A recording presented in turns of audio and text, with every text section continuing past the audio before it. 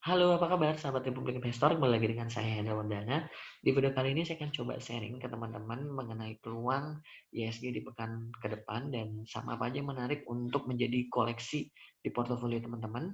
Sebelum dimulai, tolong bantu di-subscribe, like, dan di-share ya YouTube channel Republik Investor. Oke, yang kita ketahui bahwa ISG di pekan kemarin naik sangat signifikan yaitu di level 5.335 di mana selama satu pekan IHSG asing melakukan net buy sebesar 1,2 triliun dan naik sebesar 4,04%. Nah, yang kita ketahui bahwa di minggu kemarin Pilpres Amerika Serikat dimenangkan oleh Joe Biden yang memperoleh 290 suara elektoral dari batas minimum 270 dari 50 negara bagian yang ada di Amerika Serikat. Nah, bisa dibilang hal tersebut yang direspon sangat positif oleh kalangan investor di global khususnya karena hampir di regional Asia dan di bursa Eropa pun juga sama mengalami penguatan. Nah, yang kita ketahui bahwa ketika misalnya Joe Biden terpilih, beliau ingin membekukan perang dagang Amerika Serikat dengan Cina dan Amerika Serikat dengan Uni Eropa. Nah, hal tersebut disambut oleh kalangan investor global positif dan diharapkan hal tersebut juga menjadi sentimen positif untuk kondisi ekonomi kita di mana saya berharap ada banyaknya aliran modal asing masuk lagi ke Indonesia di instrumen apapun itu gitu loh.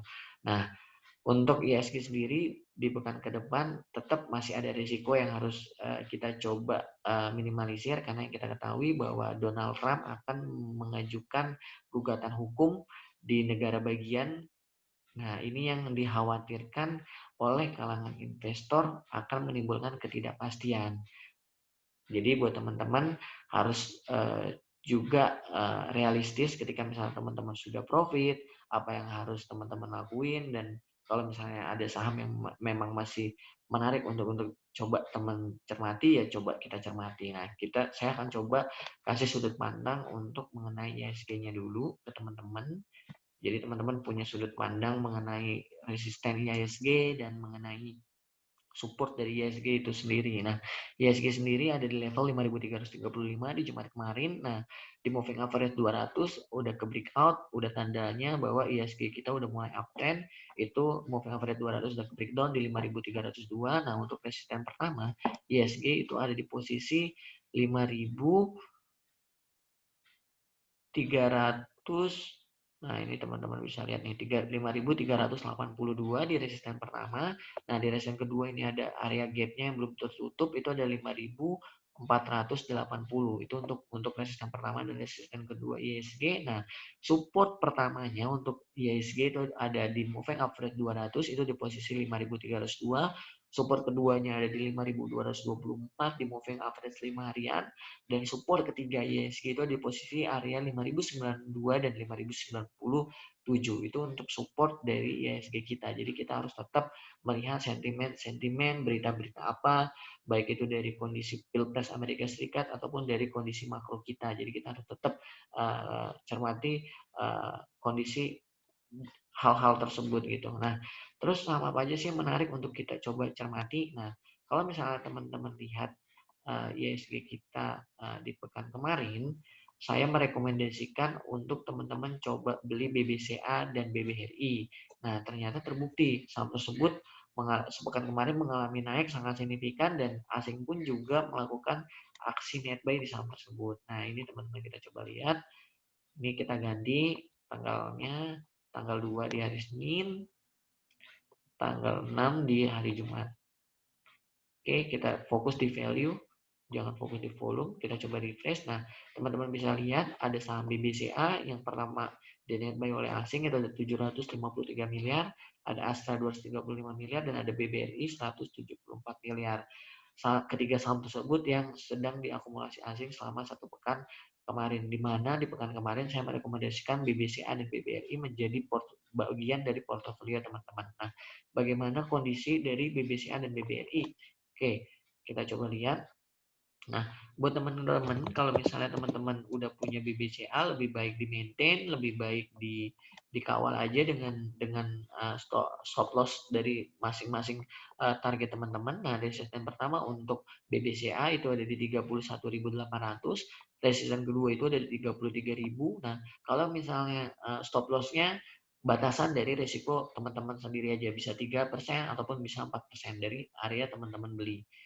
Nah, ada BBRI yang saya rekomendasikan di pekan kemarin. Nah, teman-teman, resisten pertamanya itu kalau misalnya teman-teman lihat itu ada di posisi 3690 dan resisten kedua itu ada di 3820 dari resisten keduanya. Nah, stop loss-nya pun juga sama, bisa teman-teman 3 sampai 4%. Nah, saham yang menarik untuk teman-teman koleksi di portofolio teman-teman itu ada Antam.